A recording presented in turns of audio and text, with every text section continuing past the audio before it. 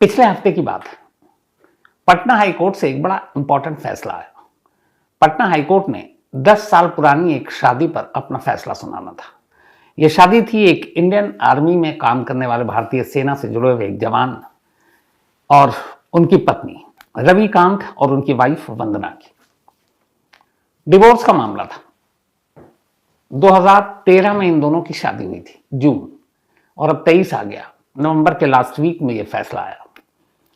तो पटना हाईकोर्ट ने रविकांत, जो भारतीय सेना में काम करते हैं, उनकी अर्जी पर उनके हक में फैसला सुनाते हुए उनकी और उनकी वाइफ वंदना की शादी को लीगल मानने से इनकार कर दिया। कहा कि ये अवैध है, अमान्य। तो 10 साल पुरानी शादी को एक बड़ी अदालत ने इलीगल मान लिया। अब आप कहेंगे कि इसमें खबर या कहानी क्या है, तो यहीं से कहानी शुरू होती है। ये पटना हाईकोर्ट का ये फैसला ही था जिसने मुझे इस कहानी के बारे में रिसर्च करने के लिए मजबूर किया। अब 10 साल पुरानी शादी को कोई कोर्ट इलीगल मान रही है तो क्यों? तो इसके पीछे रविकांत की कहानी थी। कहानी ये थी कि 2013 में मई का महीना था। रविकांत की भारतीय सेना में नौकरी लग गई। अब वो बेगूसराय के इर्द गिर्द आसपास का रहने वाला, बिहार के। जैसे ही नौकरी लगी, गांव में बात फैल गई और इसी के बाद एक रोज अचानक शाम जैसी अंधेरा हुआ, रविकांत किडनैप हो गया। किडनैप होने के बाद देर रात रविकांत को जब तक कुछ समझ में आता, बराबर में एक दुल्हन बैठी हुई थी, बहुत सारे लोग थे, हथियार थे, दुल्हन के माँ बाप थे। उसके बाद धमकाने का दौर शुरू हुआ। अब जान के लाले पड़े थे। 7 फेरे ले लिए रवि ने, और उसके बाद से ये मामला 10 साल चला। तो रवि ने इसी बात को चैलेंज किया था कि ये शादी नहीं, असल में उसको पकड़कर किडनैप करके ये शादी कराई गई थी। अब क्या ऐसा होता है? ऐसा हो सकता है किसी को किडनैप करके शादी कराना? तो आप शायद यकीन ना करें, बिहार और पूर्वी उत्तर प्रदेश में कुछ इलाके ऐसे हैं जहां आज भी साल भर में 300 से 400 ऐसी शादियां होती है जिसमें एक लड़का जैसे ही लगता है कि बस अब इसकी नौकरी लगने वाली है, उसको अगवा किया जाता है और फिर उसकी शादी करा दी जाती है। इस शादी का नाम उन इलाकों में पकड़वा शादी के नाम से या पकड़ुआ शादी के नाम से कुख्यात है या मशहूर है। तो ये शादी क्या है और कैसे शादी जैसे एक पवित्र रिश्ते को इस तरीके से किडनैप करके किया जा सकता है और बाकी हो रहा है? तो पूरी डिटेल में अब ये कहानी रविकांत के इस केस के फैसले के बाद आपके सामने है।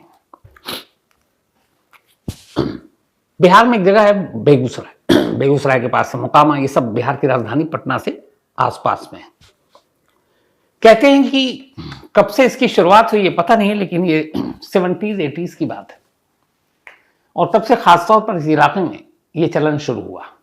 अब शादी 2 परिवारों का मिलन होता है, 2 दिलों का मिलन होता है, 2 रिश्ते जुड़ते हैं। अब शादी बंदूक के दम पर क्यों और कैसे, और ये पकड़ुआ शादी क्या है? तो हुआ ये कि 70-80 का दशक था। हमारे देश में आपको पता है, शायद क्राइम तक फैमिली मेंबर पूरी जानती होगी, दहेज नाम की एक बला है, एक जहर है, जिससे हर माँ बाप गुजरते हैं, खासतौर पर लड़की के माँ बाप। दहेज दो, शादी करेंगे। लड़के की डिमांड होती है साइकिल से लेकर, मोटरसाइकिल से लेकर, कार से लेकर, घर, बंगला, 2 लाख, 10 लाख, 50 लाख, करोड़, अलग अलग डिमांड। इतनी ख्वाहिशें होती हैं कि उनकी पूरी नहीं होती।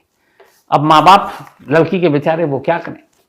कहते हैं कि अगर दहेज नहीं दिया तो शादी नहीं होगी, तो मजबूरी में दहेज दे देते हैं और फिर शादी होती है। अब दहेज मांगने वालों से हालांकि मुझे लगता है कभी शादी करानी ही नहीं चाहिए, और हर माँ बाप ठान लेके अपनी बेटी की शादी बिना दहेज के कराएंगे, वरना नहीं कराएंगे। तो सोचिए कि जो माँ बाप ये सोचते हैं हमारी बेटी की शादी नहीं हो रही, लड़के वाले क्या सोचेंगे अगर उनको भी हर लड़की का माँ बाप अपनी लड़की देने से मना कर दे? वो भी तो फिर कुंवारे ही रह जाएंगे। लेकिन खैर, इस पर लंबी बहस हो सकती है। तो इसी बेगूसराय इलाके में 70 का दशक था। एजुकेशन इतना था नहीं उस दौर में, 60-70s में। तो फिर फैमिली प्लानिंग, ये सारी चीजें भी नहीं थी इतनी। तो एक एक घर में बहुत सारे बच्चे होते गए, औलादें होती गई। अब वो लोग जिनकी बहुत हैसियत नहीं थी, माली तौर पर भी मजबूत नहीं थे, उनके भी घर में बहुत सारे बच्चे हो गए, कई तो इतने हुए कि अब 2-3 बेटियां हो गई तो एक बेटा हो जाए, उसके चक्कर में 4-5 बेटियां पैदा हो गई। तो एक बड़ा तबका ऐसे लोगों का था। अब इसमें बहुत सारे बिहार में जाति और यूपी में भी बड़ा वो मैटर रखता है। ये ताकतवर लोग हैं, ये ऊंची जाति के हैं, इनकी शान आन बान सब अलग है। अब ऐसे ऊंची जाति वाले भी जिनके अब उजड़े हुए रियासत के लुटे हुए सुल्तान हो चुके हैं, अब उनके घर में भी 4-4 बेटियां हैं। अब दौलत तो इतनी है नहीं, लेकिन शादी अपने से नीचे वाले से करेंगे नहीं, क्योंकि बात रसूख का है, इज्जत की है। लेकिन करें कहाँ 4-4 बेटियों की शादी, क्योंकि पैसे तो हैं नहीं, और झुक के शादी करेंगे नहीं। सब अपने से कमतर लोगों से करेंगे, अपनी बिरादरी के बराबर वाले से, जिसका खानदान भी उनके खानदान के बराबर हो। तो ये सारे मसले जब आने शुरू हुए, पैसे थे नहीं, तो यही ये जो बड़े लोग थे दबंग टाइप के, जिनकी बेटियां ज़्यादा थी और पैसे थे नहीं, उन्होंने एक रास्ता निकाला। उन्होंने कहा यार कुछ ऐसे डॉन टाइप या जो बड़े बड़े गुंडे होते हैं उनको पकड़ा और कहा कि यार हम ये लड़के हैं, उन्होंने सिलेक्ट कर लिया, इन लड़कों में से ये अच्छा है, इसकी सरकारी नौकरी लगने वाली है, इनसे मेरी बेटी की शादी करा दो। अब ये कैसे काम शुरू हुआ ये कि जब बिहार में इंटरमीडिएट का एग्जाम अगर कोई लड़का दे रहा है तो ये उस दौर में सरकारी नौकरी पाना भी बड़ा आसान काम था।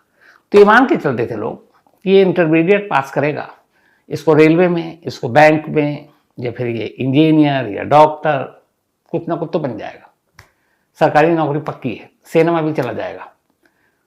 तो करते क्या थे कि जैसे इंटरमीडिएट का जो लड़का एग्जाम दिया उनके इलाके में, सीधे उसके ऊपर नजर कि अब इसको उठाना है। अब उस वक्त उम्र भी क्या होती है उसकी, 15, 16, 17 साल। तो इंटरमीडिएट वाले लड़के सबसे ज्यादा किडनैप होने शुरू हो गए। अब इधर क्या चल रहा है बराबर में कि जिनकी बेटियां हैं दहेज दे नहीं सकते, हैसियत है नहीं, फिर शादी का तामझाम, खर्चा भी बहुत है, बारातियों का आना, बाकी मेहमानों का आना। तो इन लोगों ने क्या किया कि कुछ दबंगों को पकड़ा और कहा देखो, जो लड़के हम लोग पसंद कर लें कि ये ठीक ठाक इसकी नौकरी लग रही है, कि डॉक्टर बनने वाला, इंजीनियर बनने वाला, या फिर बैंक में नौकरी लगनी है, या फिर रेलवे में नौकरी लगनी है, सेना में जा रहा है, उस लड़के को जिससे हम चुनेंगे तुम उसको किडनैप करोगे, और किडनैप करने के बाद बताई हुई जगह पर लाओगे, लड़की वाले तैयार रहेंगे और उस लड़के से उसकी बंदूक के दम पर शादी करा देना। इसको कहते हैं पकड़वा शादी। अब फीस बनाई लोगों ने, जो गैंग जो किडनैप करेगा उसने कहा ठीक है, लड़का कितना कमाता है, कितना दहेज मांग रहा है, तो पता चला कि 20 लाख रुपए दहेज मांग रहा, मान लीजिए। तो उन्होंने कहा ठीक है 20 लाख तुम तो दोगे नहीं, हमारी फीस 2 लाख दे दो, 2 लाख में सारी शादी, और शादी के बाद की भी गारंटी कि वो लड़की को तंग नहीं करेगा, भगाएगा नहीं, भागेगा नहीं, क्योंकि उसके बाद भी हम नजर रखेंगे।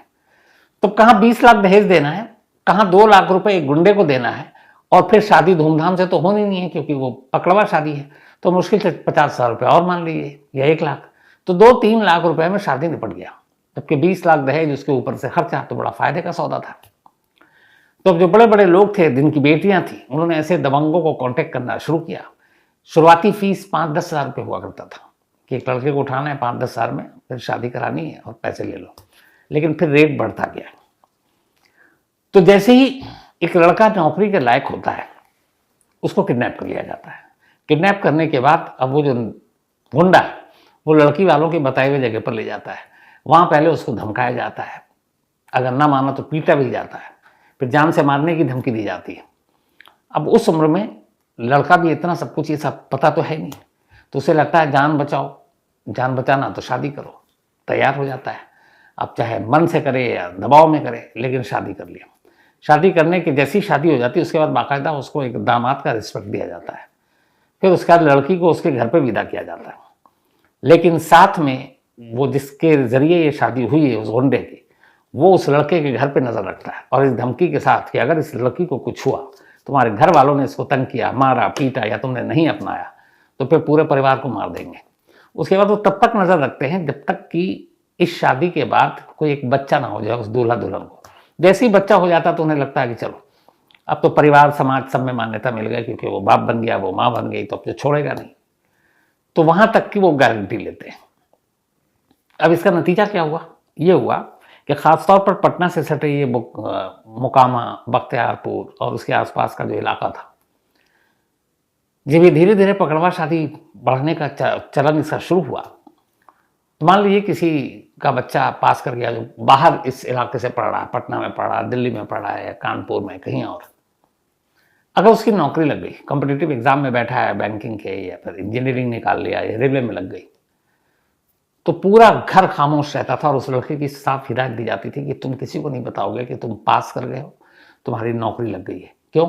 उन्हें मालूम था कि अगर ये बात फैल गई कि इसकी नौकरी लगी है तो सीधे वो किडनैप हो जाएगा और उसकी शादी करा दी जाएगी।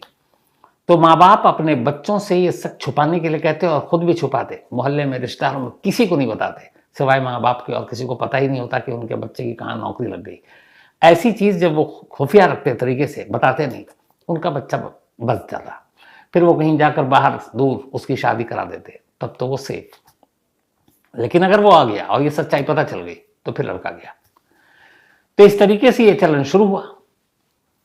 अब धीरे धीरे जो जो लड़के उस नज़र में आते गए, और ये नज़र में कैसे आते थे लड़के, भाई कैसे हर वक्त नज़र रख रहे हैं, तो इस पूरे रैकेट में सबसे जो इम्पोर्टेंट रोल प्ले करते था वो इसी फैमिली का, जिस फैमिली का ये लड़का है जो नौकरी के लायक हो गया, जिसकी नौकरी लग गई, उसी का कोई एक क्लोज रिश्तेदार भेदिया होता था। वो बताता था उस लड़की वाले को, पहले से ही तय होता था कि भाई जो भी बताएगा एक होनहार लड़का जिसकी नौकरी लग गई है तो उसे कुछ पैसे देंगे। तो लालची लोग हर तरफ भरे होते हैं। तो एक करीबी अपना ही घर का भेदिया, नज़दीकी या दूर का रिश्तेदार ऐसे लड़की वालों को उन लड़कों की जानकारी देता था जिनकी लड़की की शादी करानी है और वो दहेज देना नहीं चाहते थे। फिर वही भेदिया जब शादी होकर वो लड़की पहुंच जाती तो डे टू डे वो रिपोर्ट करता उस गुंडे को भी जिसने धमका कर शादी कराई और उस लड़की के घर वालों को भी कि हाँ ठीक है, मारता पीटता नहीं है। धीरे धीरे अब ये तो हो गया, शादी भी हो गई, लेकिन अब लड़के को पता है कि उसकी शादी जो है जबरिया हुई है, जबरन उसकी शादी करा दी गई है। उधर लड़के के माँ बाप का भी सपना टूटता है कि यार अगर मैं शादी कराते तो कहीं दहेज मिल जाता, लड़के की नौकरी अच्छी है, सरकारी नौकरी लग गई है, तो दहेज से हाथ धो बैठे। तो अब इसका असर क्या होता? लड़की पर पड़ता, जिस लड़की का कोई दोष नहीं है, क्योंकि लड़की की अगर जबरन शादी भी कराई जाती है तो उसके माँ बाप कराते हैं। लड़की की ज़्यादातर मामलों में मर्दी शामिल नहीं होती। एक लड़की हमेशा यही चाहती कि उसकी शादी धूमधाम से, डोली उठे, बारात आए, लेकिन पकड़वा शादी में बारात और ये सारी चीज़ें तो होती नहीं थी, गिने चुने लोग, बंदूक के साए में शादी। तो सबसे ज़्यादा भुगतते इस जबरन शादी में लड़का और लड़की ही।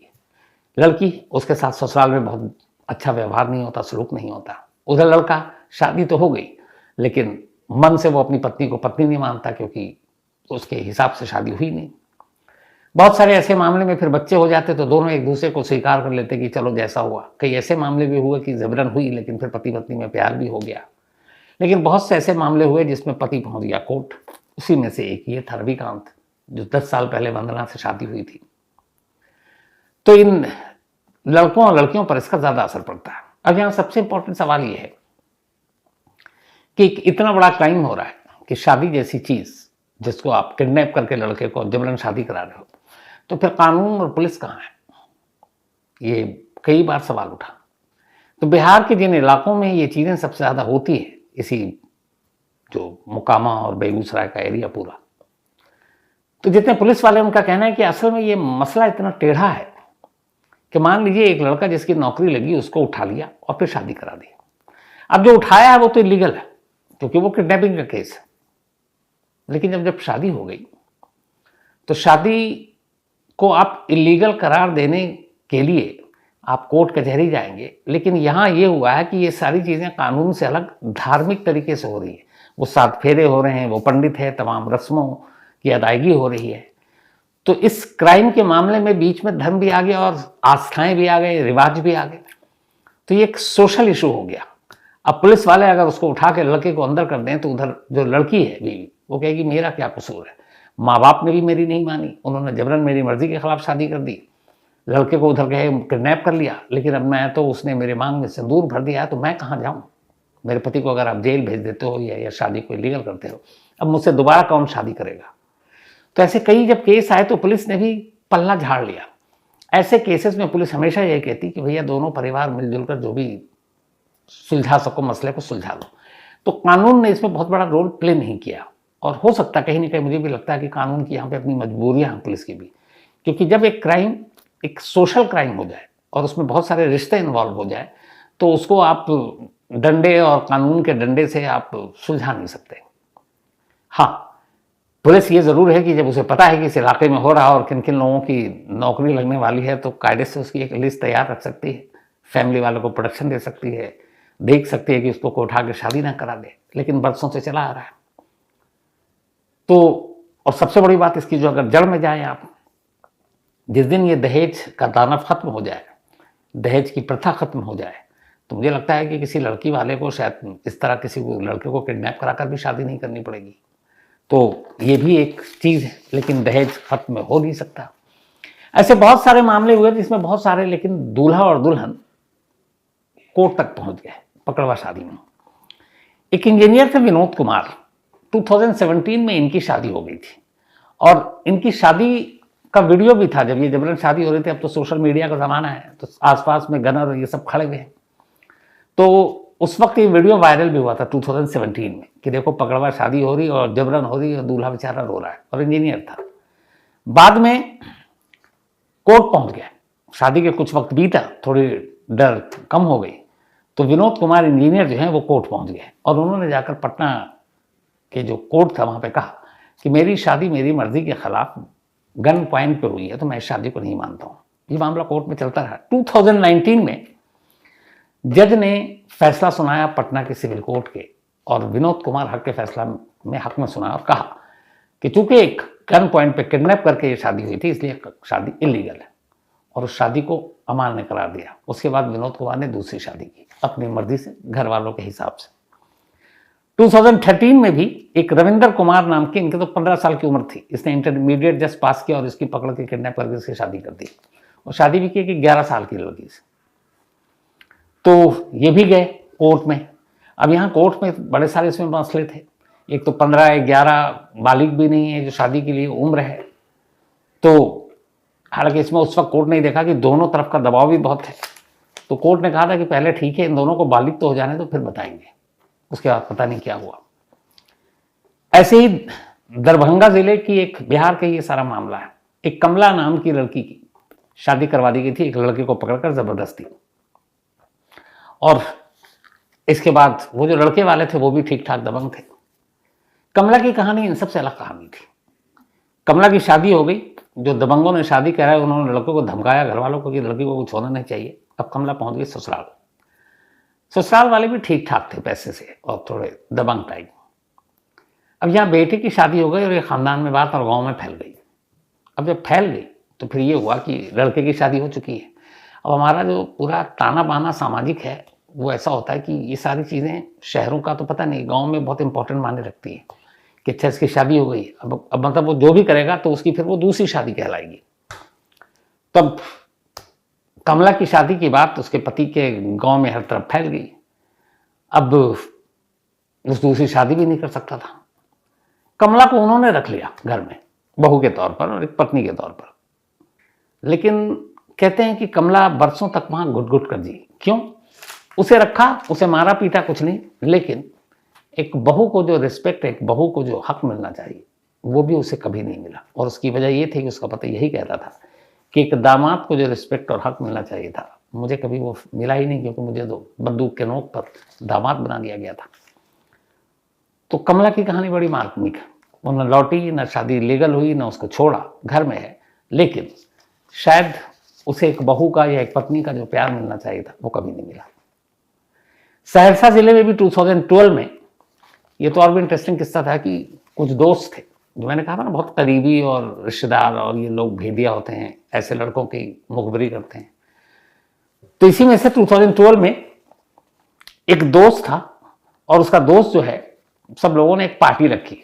वो आया था शहर से और एग्जाम दे लिया, अब उसकी नौकरी लगनी थी, नौकरी भी फाइनल हो गई थी। तो दोस्त ने कहा जो है नौकरी की खुशी में पार्टी रखते हैं।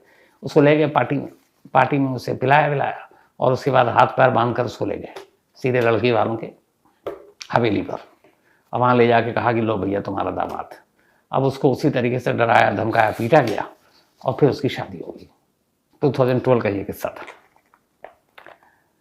तो ऐसे कहानियां भरी पड़ी हैं। अच्छा, इनमें से ज़्यादातर एक अजीब कहें, इसे क्या कहें, कि जो शादियां हुई हैं किसी बेरोजगार से, किसी गरीब से, ऐसे किसी को किडनैप करके नहीं हुआ, क्योंकि कोई भी बाप अपनी लड़की अगर किसी को देगा तो ठीक ठाक परिवार देखकर ही देगा। तो उस हिसाब से अगर आप दूसरा पहलू देखें तो इसमें जितनी भी पकड़वा शादी के शिकार हुए हैं वो तमाम वो लड़के हैं जिन्होंने अच्छी खासी पढ़ाई की, जो बैंकर बने, जो इंजीनियर बने, डॉक्टर बने, जिन्होंने रेलवे में अफसर बने, सेना में गए, सेना में काम किया। तो ऐसी ऐसी जगहों पे काम करने वाले लोगों के घर के अंदर या उनके साथ जब उनकी शादी हुई, बंदूक के नोक पर हुई, और उस शादी को उनको एक्सेप्ट करना पड़ा धीरे धीरे, क्योंकि वो इलाका आज भी ऐसा है कि वहाँ अगर आप एक बार शादी हो गई तो फिर विरले ही होते हैं जो मैंने कुछ एग्जाम्पल दिया कि कोर्ट पहुँचे और ये पहुँचे, वरना ऐसा होता नहीं है। फिर उनको वो एक्सेप्ट करना पड़ता है और वो मानना पड़ता है, और पूरी ज़िंदगी, चाहे आप पूरे मन से मानो या ना मानो। दुनिया में पता नहीं दुनिया कहाँ कहाँ पहुँच गई है, लेकिन कमाल ये है, ये जो मैंने आपको बताया, कभी मौका मिले, पटना से मुश्किल से 70 किलोमीटर दूर है, बेगूसराय रिफाइनरी टाउनशिप के लिए भी जाना जाता है, वहाँ रिफाइनरी का बहुत बड़ा वो है। और उससे पहले मोकामा है, मोकामा ओंडा, और उनके लिए ये जो आपके दबंग लोगों के लिए भी जाना जाता है। एक अनंत सिंह बिहार के बाहुबली नेता, वो इसी मोकामा से आते हैं। तो ये उसी इलाके में ज़्यादा होता है, और पकड़वा गैंग आज भी एक्टिव है।